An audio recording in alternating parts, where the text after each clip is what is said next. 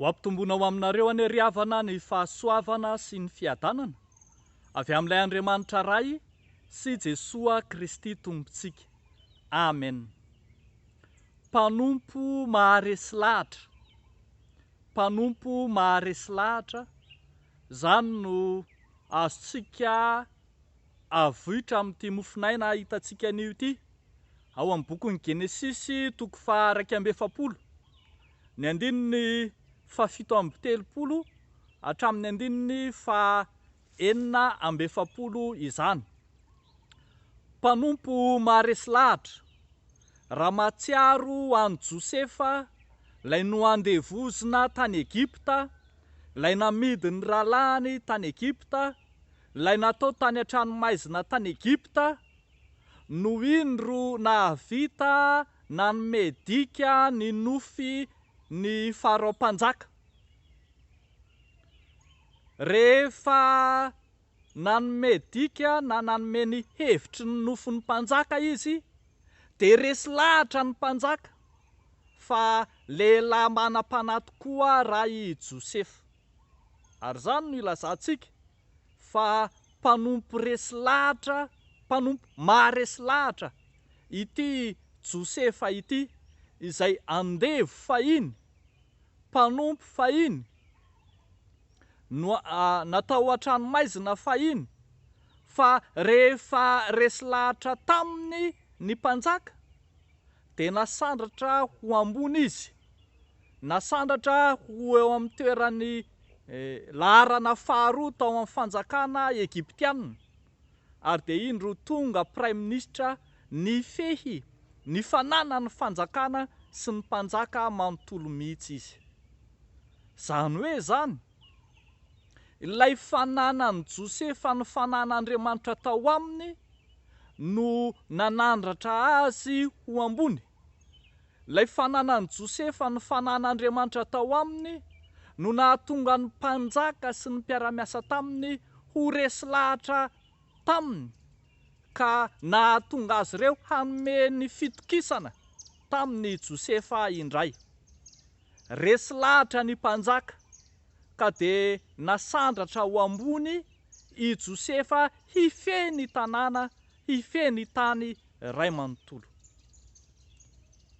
Ny mpanompo maharesy lahatra dia ny mpanompo tarihany fanan'Andriamanitra, manana ny fanan'Andriamanitra, baikony ny fanan'Andriamanitra, ary izay fanan'Andriamanitra ao anatin'ny mpanompo izay no entiny manatanteraka hatsakany sy andavany ny asa fanompoana.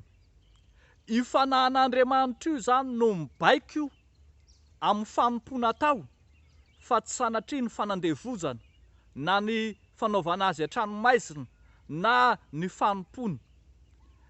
Ny fananany fanan'Andriamanitra no nitarika azy hanao asa mendrika, ka nahatonga ny mpanjaka hanana fahatokisana taminy. Ho anao koa ry havako malala ao amin'ny Tompo, zany fanahany fanompoana, tarihan'ny fanan'Andriamanitra izany no ilaina sy takiana amin'ny mpanompo rehetra manana andraikitra ao anatin'ny fiangonana.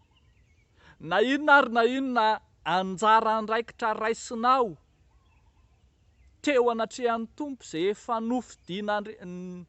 nifidianan'Andriamanitra sy nekenao teo anatrehan'ny Tompo, dia aoka ho mpanompo maharesy lahatra ianao, aoka ho mpanompo afaka omena fitokisana amin'ny alalan'ny teny na ny asa izay tanterahana eo amin'ny sehatra misy anao. Enganenao ho mpanompo mahatoky, na toky amin'ny kely ho tendrena hanapaka ny be, enganenao ho mpanompo maharesy lahatra, ka mahatonga ny olona hiteny koa hoe anaraka anareo koa zahay, fa fantatray fa momba anareo Andriamanitra. Dia mampahery antsika rehetra amin'ny anaran'i Jesosy Kristy Tompo, ary engane izany tenin'Andriamanitra izany hibaiko antsika hanana ny fanahin'ny fanompoana mandrakariva. Dia ho an'Andriamanitra irery ihany ny voninahitra. Amen. Hivavaka isika. Andriamanitra rainay amin'ny alalan'i Jesosy Kristy zokinay eo, misaotra sy midera ary mankalaza anao zahay. Misaotra anao no nomenao ny teninao ohatra tsara lay tahaka ho an'ny mpino rehetra, fa ankehitriny asehonay ny fahavononanay Andriamanitro, anaraka anao tsy terena, anolotra ny tenanay ho tarihiny fanahinao masina trany.